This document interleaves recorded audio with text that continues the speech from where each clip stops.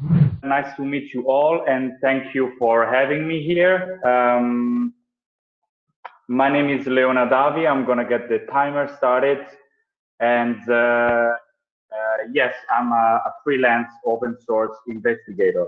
I was asked to come here to try and talk about war and OSINT in war, in conflict scenarios, and supposedly as guidelines, I was given a couple of questions that I would try to answer. The first one was, if everything faltered, where do you start researching, and does truth actually exist in a war zone, and how do you find it from home? I would like to start by saying that I'm sure I have much less experience than you have. I'm sort of junior in this world. And also, not being exactly a journalist, but an open source investigator, I think I have an easier relationship with truth, if I can say that. War in OSINT, I think conflict scenarios and humanitarian crises are exactly where, when and where OSINT is most needed. There will be a lot of narratives going on. And I think the power of OSINT is that it really starts from a lower bar and a lower standards, analyzing key elements that we can extract from the evidence we have, and extract everything we can from those elements. Once we have these little points, we can line them up one next to the other. And perhaps trying to link them, we can perhaps establish information. A little disclaimer, very few images of the cases I've chosen are gonna be distressing to you. I'm sure you guys will be all right. The sources are open, but some of the material I will be sharing is the result of my work as an investigator and of other investigators. So if you wanna share it or reproduce it, just be mindful of that, please. This is our little program for today. I'm gonna walk you through 3 different cases. I'll be introducing each one of them, and then we're gonna leave some time for questions. Now, the first case is a case I've investigated with another investigator during French armed investigation from last summer. Was it last summer? Yeah. And so it was with the Lighthouse Reports and Bellingcat and a bunch of French media. We have investigated the use of a fighter jet that was sold by France, acquired by Egyptian Air Force, and then used to bomb Libya on a couple of occasions. We specifically focused on one of these incidents, and thus we've debunked what the official narrative of the Egyptian dictatorship was. So Egypt has intervened many times in many ways in the war with Libya, most famously and directly, especially at the beginning, through its air force. The first of these big strikes occurred in 2015, which was an interesting coincidence because that's the year France has granted the export of 36 of these fighter jets to Egypt. Like, good job. And that was not the only time. The incident we're going to be looking at specifically is this one occurred on May 27, 2017. Egyptian Air Force hit targets in the city of Derna in reprisal to an attack against Christian Copts within Egypt. Or at least that was the official story. So naturally, even before looking at this specific incident, we wanted to learn everything we could about this deal, this export, how many planes, for how much, when they were delivered, from where to where. And so this is where we started. This is one of the batch of this Rafale aircraft, that's the name. It's delivered to Egypt. And one thing we want to verify is, where are we? Where are these jets being delivered to? where are they stationed, where are they kept. So we our standard. Yes. Sorry for interrupting you. Your slideshow is still on the first slide. Maybe just wanted to give you an heads up that maybe you can press the next slide. So I did. Oh. I moved on. Okay. Wait a second. Let me try again.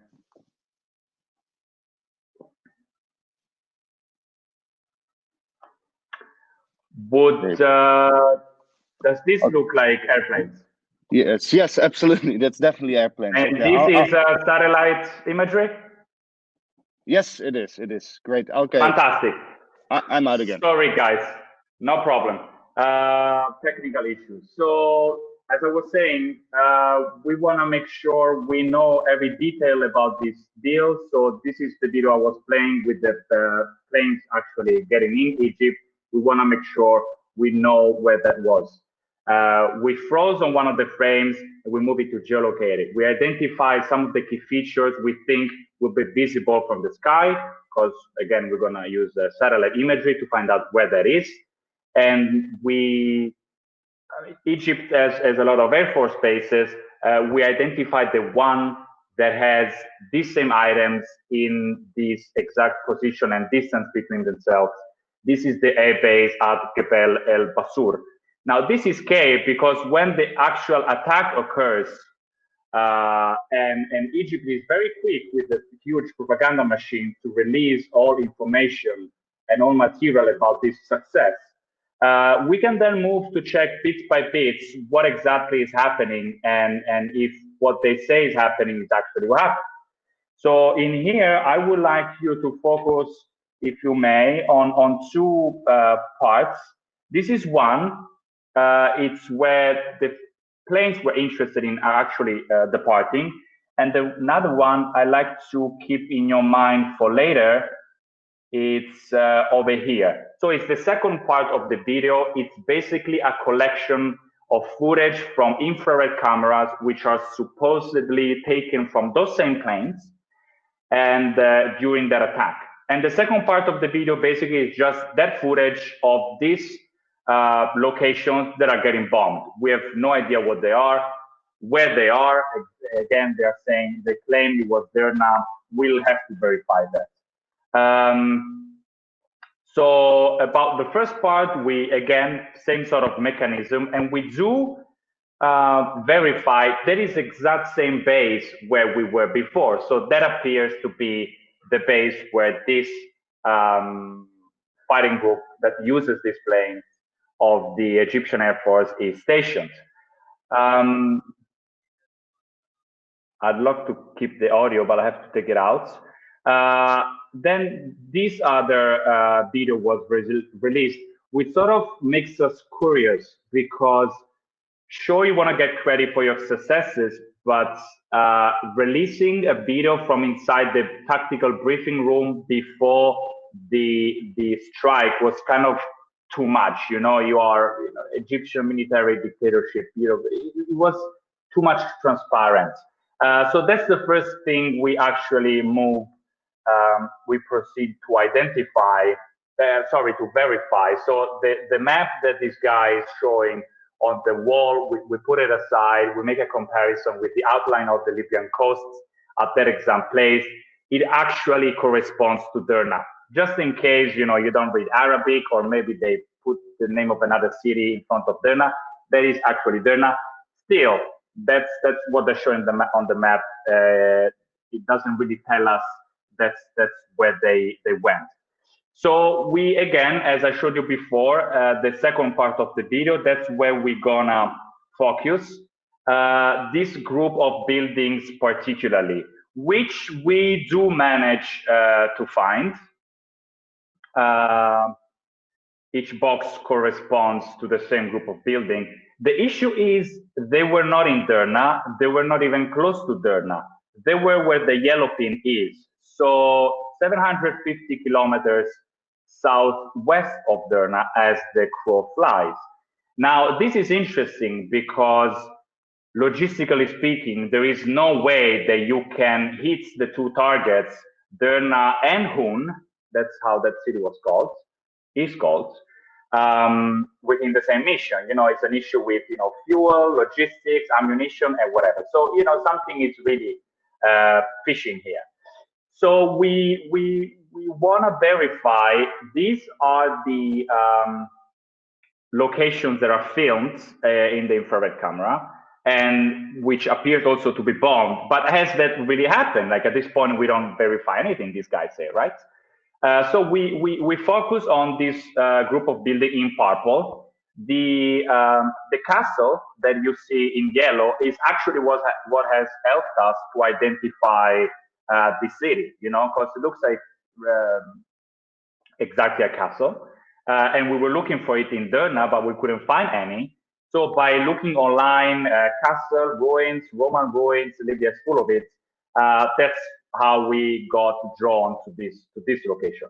But to make the final verification, has this place actually been bombed on that date? We turn to this compound in purple, and we make a satellite comparison between May 20, 2017 and May 31st. And we see, yes, that it has withstand significant damage. I mean, this part of the roof has completely collapsed. You have holes on this side of this other roof of this hangar. Part of this building has collapsed. There is debris everywhere. Part of this wall has also been hit. But what also is very interesting to us, this place really looks like a military compound. And we don't want to go really too much in depth with that, but it's enough for us to see that tanks are parked over here. Tanks, which, by the way, have not been touched by the strike, so good aim. But, you know, we're also always interested in the legal aspect of this action. So, you know, sure, you have infringed Security Council arms embargo, you intervene in another country's war, violated the airspace, bombed the lands, and planes that were sold to you, they were not supposed to be sold to you by French and European laws because you are military dictatorship, repressing your own people and destabilizing the region.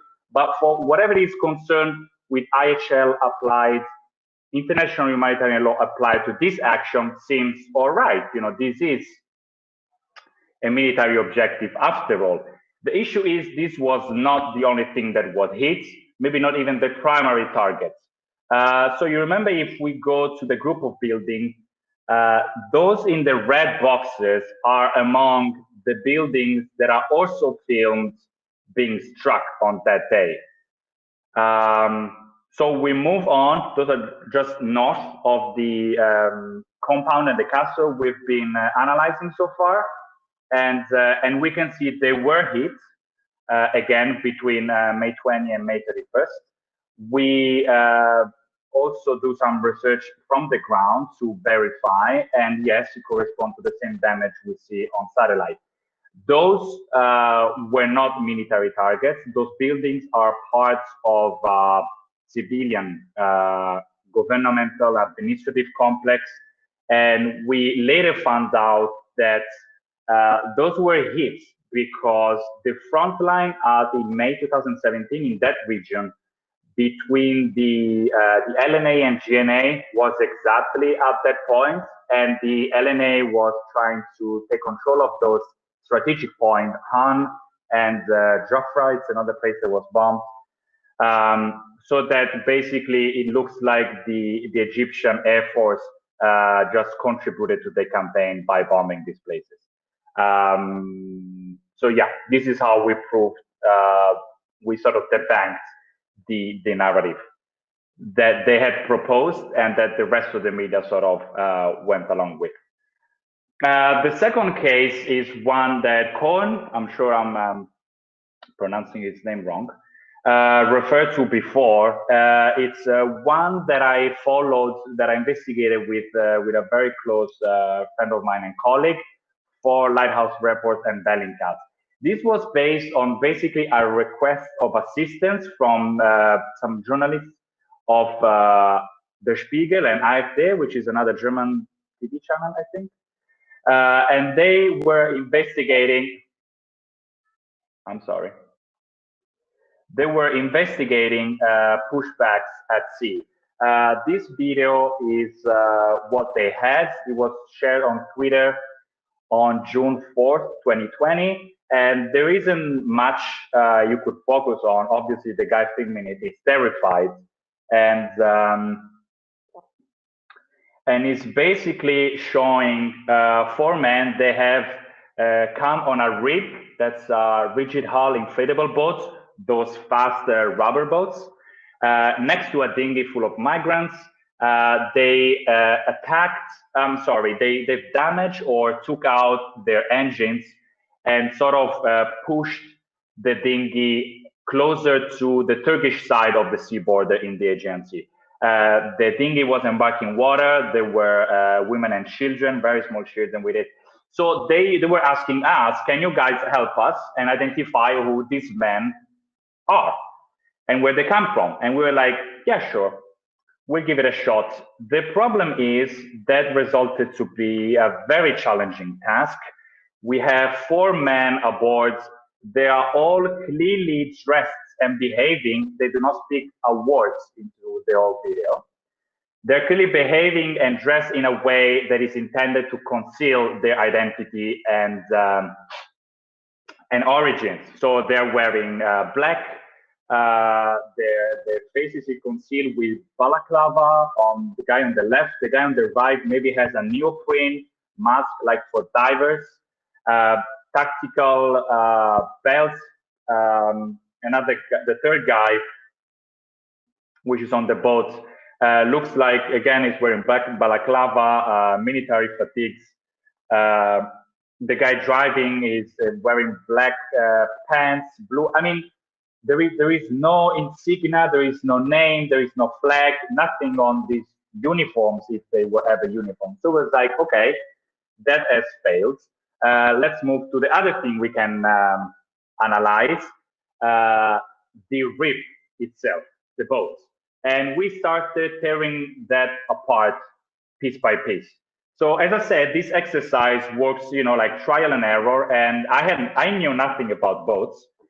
So that's how I started. I thought this little computer electronic instrument here, I was like, I don't know, maybe that's some law enforcement army stuff. And I did some research. I asked some friends and colleagues, and they were like, no, that's a normal scan navigation equipment, whatever. I was like, okay, fine, useless. And then my attention was drawn by this metallic structure in the back. The shape is kind of weird.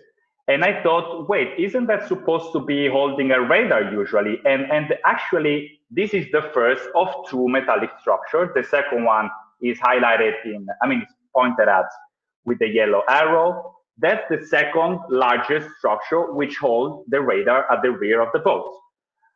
We've all seen it. The radar is the white dish. That was like, okay, this is, peculiar. And we start doing our researches. That's what we do best, follow like dogs the trail. And we find out a boat that looks exactly the same. It is being operated by the Hellenic Coast Guard and manufactured by a company in Greece called Lambro.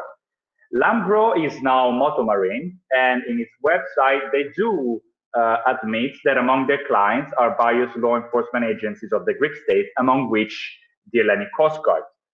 And as we do research, we understand why that very peculiar pointy metal structure is there, and it was probably added later.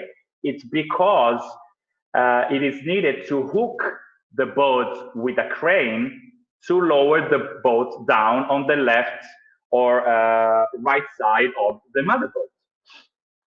So we started to look for what kind of boats have the kind of cranes that is at stern, so it's in the middle of the boat, which is why you need, to lower a boat left or right, because otherwise, we found this one is an offshore patrol vessel of the Sa'ar class, is Israeli manufacturer. The part on the top is from the website. And they say that the Hellenic Coast Guard bought some of those. below, someone at naval analysis, probably when these boats were acquired, has already done some analysis of them. They say there were 3 of them, both 060, 070, 080 is written down over here. They have this unique feature, is the crane at the stern, because normally we've seen other offshore patrol vessel of the Hellenic Coast Guard, but they would have this stern next to slides at the rear of the boat. You know, that's more logical. So it's easier and faster to lower down these ribs. Anyway, so this is pretty unique. It's 3 of them. Each of them embarks 2 ribs. One is orange for search and rescue operation, and one is gray for fast pursuits. And that's just the one we're looking at. So I was like, okay, can we verify they are still operating, all 3 of them, and all 3 of them have one gray rib each? And we find 060, we find 070, and we find 080, and all of them have a gray rib embarked at the stern. One thing that makes things a bit more complicated is that the ribs were interchangeable. So 080 did not necessarily have to embark the rib 080, but could have embarked the rib 060, which is exactly what happened in the end. Anyway, we were like, okay, let's start with this. It's 3 of them, 3 ribs. They all have the names on the sides, but 070 has it on the right and on the left, and 080 we can see at the bottom also has it on both sides. But the boat we were looking at, it didn't, because otherwise we would have picked it up already. We're like, okay, so that's already, I mean, kind of a strong indication of the boat we're looking, the boat that participated to the incident, probably belonging to the Hellenic Coast Guard, and probably is 060, you know, because 70 is here, 80 is here. They all have the names. This one, that one didn't, but we didn't want to go by exclusion, you know, too easy. So we were like, okay, so we came up with a series of tests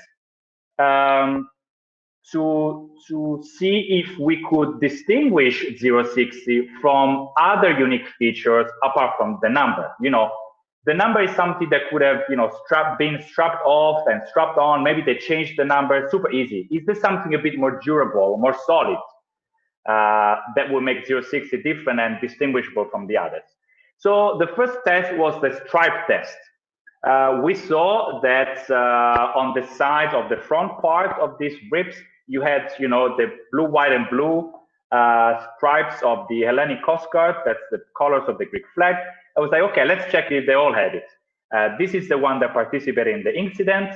This is 070. This is 080. Shit, they all had it.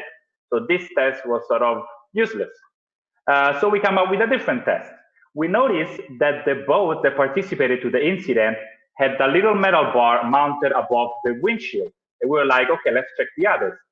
080 doesn't have it, and 07 neither. So we're like, there is something that makes 060, if there is 060, there is something that makes that boat that participated to the incident unique. Then I was like, okay, let's come up with another one, the fenders test. So as the boat speeds away from the place where the incident has occurred, we notice there are 2 white fenders mounted on the side of the second structure where the radar is held. That's probably so when the boat rolls and is next to bigger ships, I don't know, for during while people are going aboard, so it doesn't get damaged, I don't know. But, you know, it's something they have, pretty weak, pretty unique, and we checked with 080 and 070, and none of them had it. So I was like, okay, we didn't have the name, so we come up with these tests. The stripe test is kind of useless. The bar test and the fenders test tell us something about 060 being unique for these 2 features, right? But I was like, we need to add another test, because still, these things, you know, a bar, a fender, a bar over the windshield, like very easy to renovate, to add, to remove. I was like, we need to see if these items we've selected can withstand the time test, meaning that these are solid criteria. The closest to the incident, they were all kept as they are, unique, all right? So we start again, and the picture at the bottom is the one we've been using so far for 080. That is actually from 2014, so not good enough. The one from the top is from 080, and we see it has some renovation, new black ropes, new blue lines that runs along the sides, a new black rubber protection thing at the side and also at the front, and a new number. But again, if we look at the two criteria, the bar is still not there above the windshield, and the fenders are not in the second metal structure. So let's move on to 070. This picture we used so far was from 2018. This one this is from 2019, and it also shows that 070 as well has been through some renovation. It also got some black new ropes. They are tied to some top rails on the top of the sides. This is still on the side, and this is actually on the top. So pretty unique. A new name, new flag colors, but still the two items, the two key elements we had identified have not been added. The bar above the windshield and the defenders at the rear structure. So we get to 060. This is from 2019. The defenders are still there. The metal bar is still there. We can see a number on the right side, but this is not enough. So we get a look at the left side, and the number is still not there. Not only, despite the renovation that the other two have gone through, this one hasn't. If we go at checking out the condition of the ropes that the other two at new and black, these ones have still kept the old shitty worn out ropes. They are tied to the sides with some poorly glued rings, and they look exactly like the ones that we saw on the rib that is involved in the incident. As a last, I think this was enough already. We wanted to verify one more time, as close as possible to the date of the incident. Naturally, we had geolocated where the incident had occurred. And on that same day, from Lesbos, someone took a photograph of one of our three patrol vessels that is coming back from the era where the incident has occurred. We cannot tell which one is it, and naturally we cannot say if or which rib is embarked on this patrol vessel. But that was June 4th. On June 9, that boat stops at the port of Mytilene. It's Lambda Sigma 080, and it has a gray rib on the back with the fender still on. The person goes on the other side of the pier. We cannot see the number again on the right, but we can see all the items that we found out made 060 unique are still in place. That's the metal bar. The metal bar is still there, and the fenders on the second metal structure at the rear. Last case I'm gonna go through. Let me check the timing.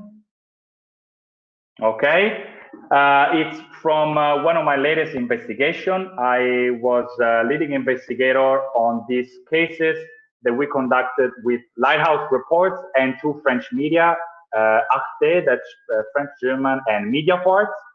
And we looked at French companies that, apart from the easy direct sale of weapons, they actually have established more long-standing relationship for business with the military of Saudi Arabia and the Emirates for specific platforms that these countries then deployed to Libya, respectively, Yemen and Libya. In this specific case, this is the second of two cases.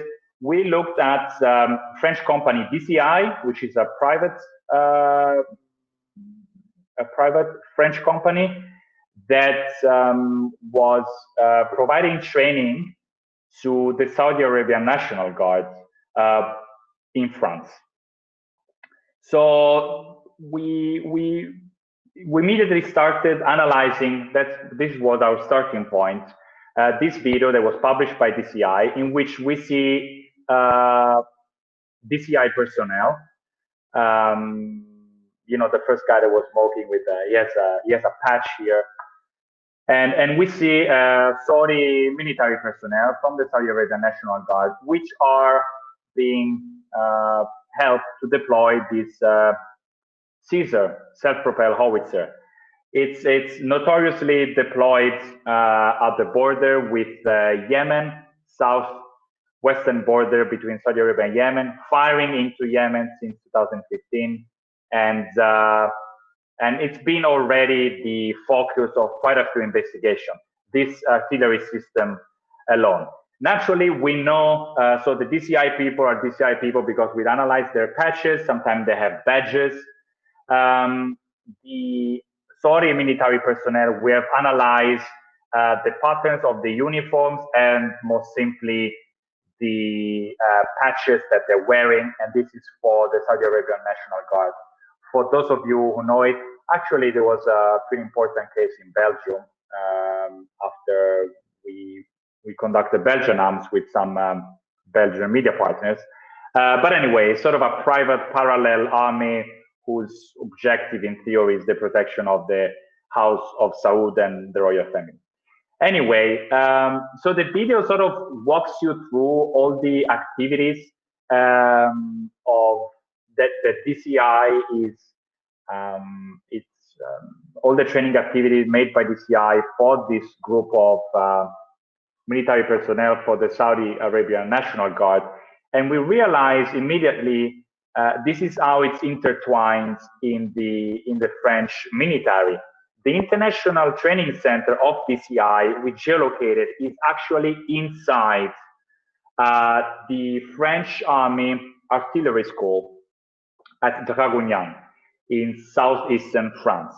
Naturally, we also proceed to geolocate where the Caesar howitzer was, because that was a key element in our analysis. Again, we focus on some of the key features, and again, as we think may be more easily visible from satellite. You'll notice we're actually a bit outside of the city of Draguignan, and hence outside of the main compound of the French Army Artillery School, but this is still part of their artillery school. It's sort of a smaller compound, and some of the items that we have highlighted in the shot before, we can find again here, and so we can say this is where the Caesars and the Saudi soldiers were at the time. This indirectly has also helped us to chronolocate this video, because remember, I mean, we always pursue also a legal argument in our investigation. So we don't want to say this is just this training of Saudi soldiers deployed to Yemen, you know, looks bad or it's controversial. We're trying to prove if eventually it's illegal. So it is key that we demonstrate that this training occurred after the beginning of the war in Yemen, which was summer of 2015, spring actually of 2015.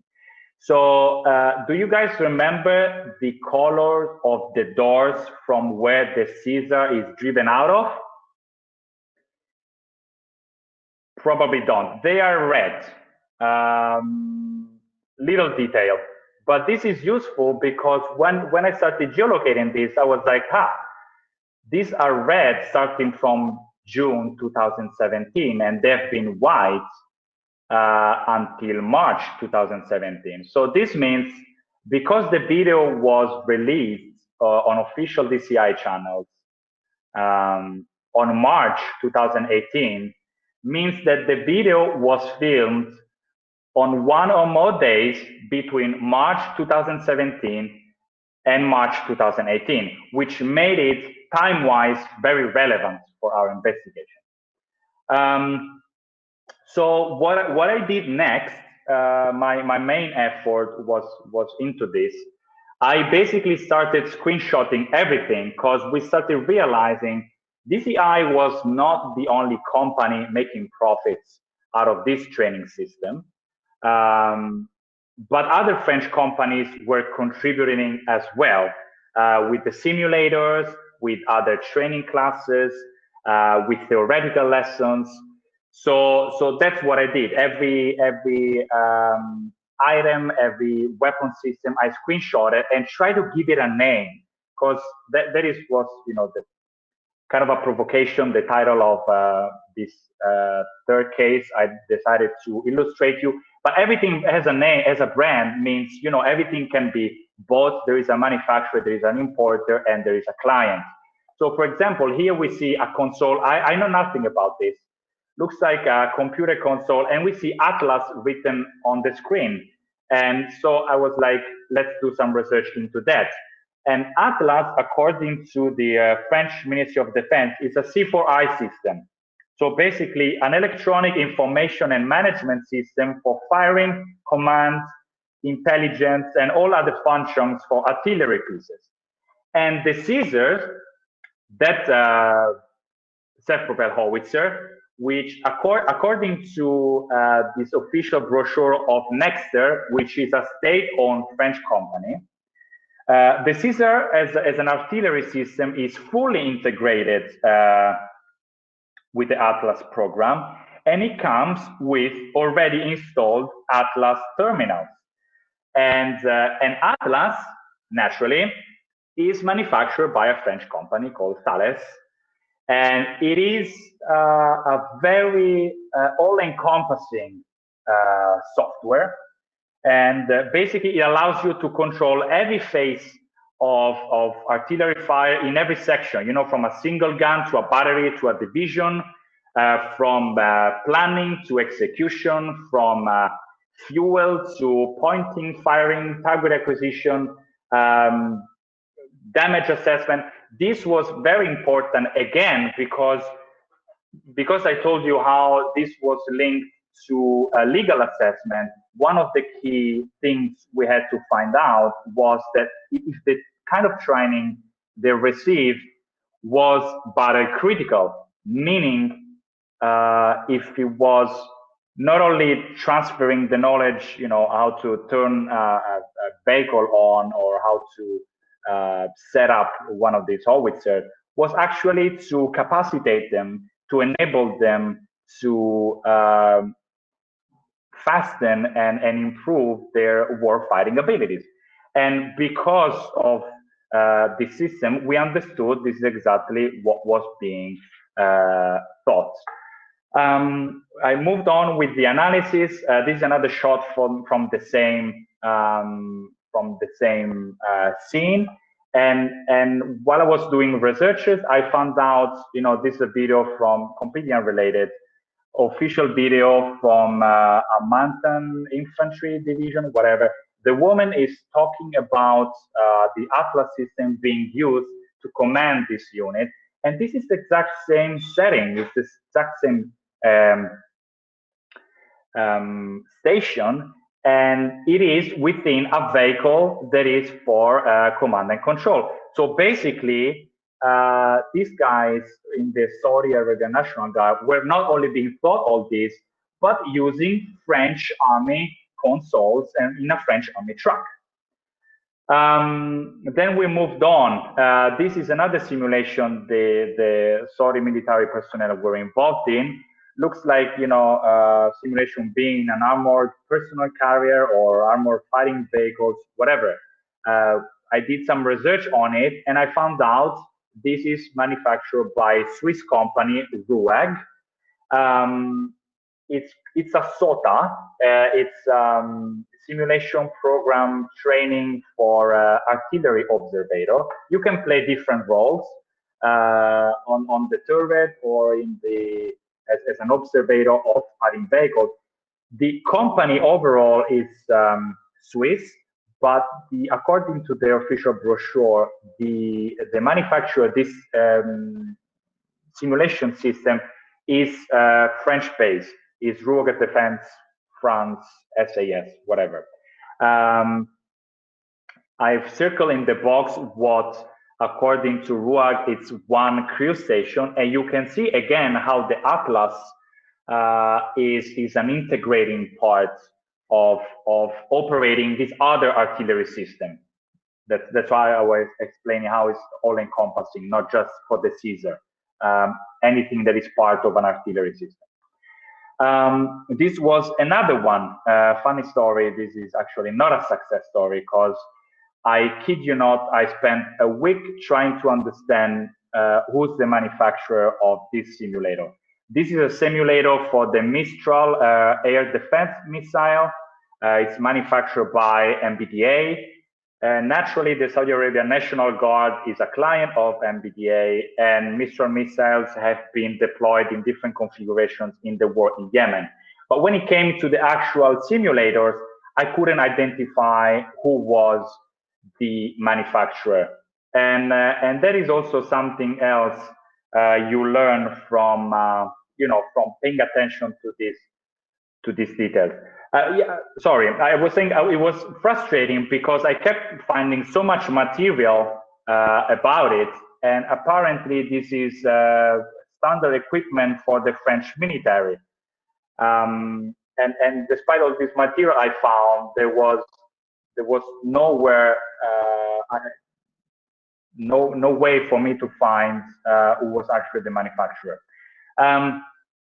I got very close. I thought I had a match with this indoor simulator for the Mistral. It looks very similar. It's actually made by a Spanish company called Adaptive Systems. But again, the focus and attention to detail made me realize not all the pins correspond and match. So I sort of avoided a major mistake here. Again, thanks to this detail analysis and observation of very specific bits.